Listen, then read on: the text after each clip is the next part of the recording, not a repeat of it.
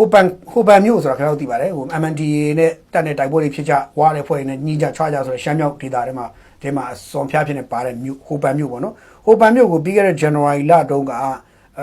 ဝါတဲ့ဖွဲ့ကသူတို့ပိုင်တဲ့မြို့ဖြစ်နေစပြီးကြီးညာလိုက်တယ်ပေါ့ဗျာကြီးညာလိုက်ပြီးတော့တိတ်မကြပါဘူးအခုသူတို့ပိုင်တဲ့မြို့ဖြစ်ကြီးညာအောင်လို့မဟုတ်အခုဒီနေ့မှာတော့ဂျွန်လဒီနေ့မို့ဆိုဂျွန်လ23ရက်မနေ့ကတော့စပြီးတော့သူဟိုပန်အပါဝင်ဟိုပန်ပန်လုံးအစရှိရဲ့ဟိုပန်ပန်လုံးနာဝီနမ်တစ်အစရှိတဲ့မြို့တွေအားလုံးကိုပေါင်းပြီးတော့ဟိုပန်ခရိုင်ဆိုပြီးတော့ UWSA ကနေပြီးတော့ဒီနေ့ဝါတာဖွဲ့ကကြီးညာလိုက်တယ်လို့သိရတယ်ဆိုတော့နော်ဆိုတော့သူတို့ကြီးညာတာကိုဒီနေ့တော့မဟုတ်ဘူးပြသူတို့က10ရက်ကြီးညာတယ်ဒါပေမဲ့ကျွန်တော်တို့ကဒီနေ့သိရတယ်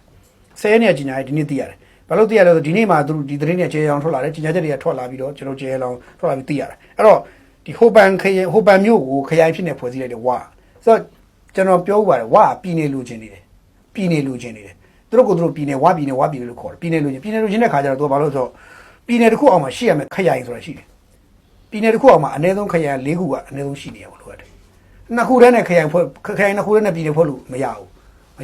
ကြရားဆိုရင်တော့ခရိုင်၄ခုအနည်းဆုံးရှိတယ်လို့ကျွန်တော်မှတ်မိသလောက်တော့နော်ဆိုတော့ခရိုင်တွေအများကြီးရှိရတယ်ခရိုင်ကြရားခရိုင်၄ခုလားမကောက်ဘူးထင်မှာထားပါတော့ခရိုင်ကနှစ်ခုလောက်နေတော့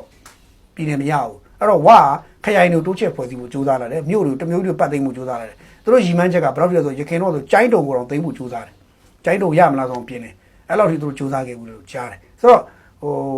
ဝါရီမန်းချက်ကြီးတယ်ဝါရီမန်းချက်ကြီးပါတယ်ကြီးတဲ့ခါကျတော့သူဒီခရိုင်တစ်ခုတိုးချက်ဖွဲ့နိုင်ခဲ့တယ်ဟိုပန်ခရိုင်သူဖွဲ့လိုက်တယ်ပြီးတော့ပန်လုံနာဝီနမ်တစ်ဆိုတဲ့မြို့တွေထည့်သွင်းပြီးတော့သူတို့ကိုသူတို့ခရိုင်လို့သတ်မှတ်တယ်အဲ့ခရိုင်လို့သတ်မှတ်ထားတာကိုပြည်တော်စုအစိုးရစီအတီးဝချက်ယူပါသလားလို့မေးရင်တော့ကျွန်တော်လည်းမသိဘူးအဲ့နာဆာကောကိုတော့မေးရတော့မယ်နာဆာကောကိုဝိုင်းမေးကြဘူးပဲလိုတယ်ကျွန်တော်တော့မမေးတော့ဘူးဘာလို့ဆိုတော့ကျွန်တော်မေးခွန်းတွေသိများသွားပြီဒီကောင်မေးတာရမ်းများနေမမေးတော့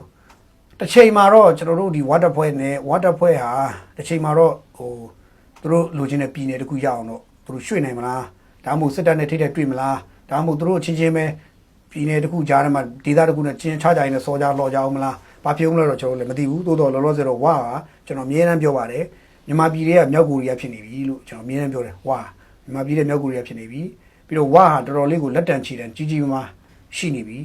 တော်တော်လေးကိုဒီလက်နက်ကိုင်အဖွဲ့အစည်းရဲ့အပေါ်မှာဝါတက်ထိုင်ပြီးတော့ခွာထိုင်ပြီးတော့လက်နက်ကိုင်အဖွဲ့အစည်းရဲ့ Godfather ပုံစံသူတို့ကိုယ်သူတို့ဖန်တီးနေပြီဆိုတော့ကျွန်တော်တော့ကောက်ချက်ချပါတယ်